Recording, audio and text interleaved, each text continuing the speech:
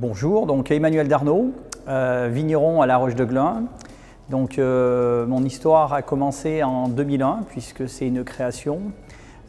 J'ai démarré sur 1,5 hectare de Crozes-Hermitage et au fil des années pour arriver aujourd'hui en 2025 avec 21 hectares de vignes.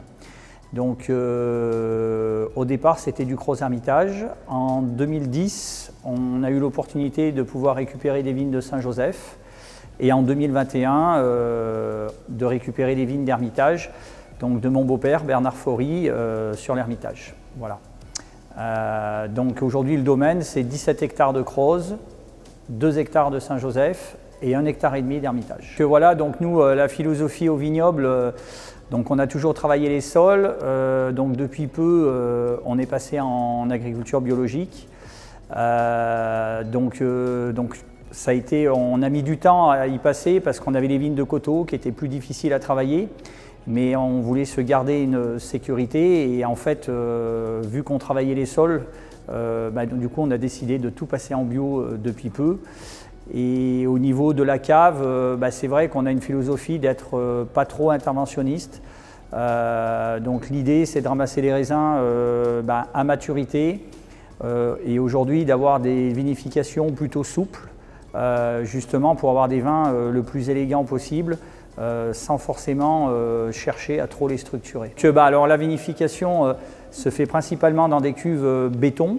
Donc on a aussi une cuverie en inox, mais qui est plus destinée à notre première cuvée de Crozes-Hermitage, notamment la cuvée mise en bouche, parce que là on maîtrise bien les températures et sur des températures un petit peu plus fraîches pour essayer de préserver des vins plus sur le fruit, sur la spontanéité.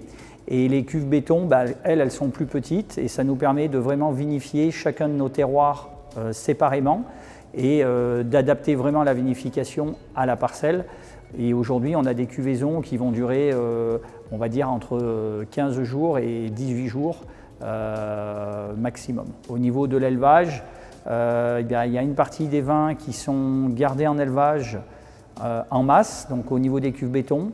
Et on a toute une partie de l'élevage après qui se fait en fût ou en demi-muit sur une durée un petit peu plus longue pour les cuvées comme les Trois Chênes, le fil du temps.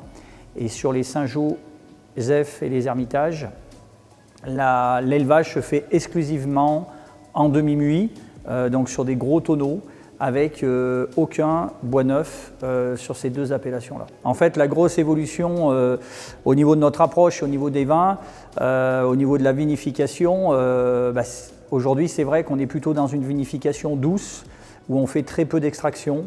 L'idée c'est simplement de venir infuser le vin, donc c'est pour ça qu'on a des cuves qui sont très adaptées à ce process de vinification. On a un chapeau de marc qui est très peu épais, du coup on a très peu besoin de faire des remontages ou faire des pigeages. Ça, c'est des choses qu'on ne fait plus aujourd'hui.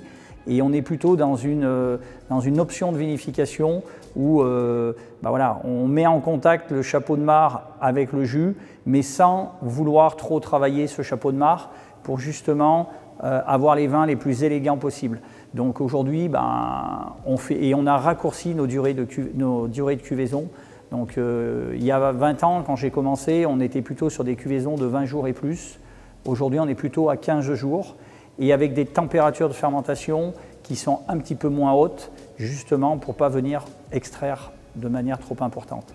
L'idée, c'est préserver le fruit et la texture du vin, le toucher de tanin qui doit être délicat.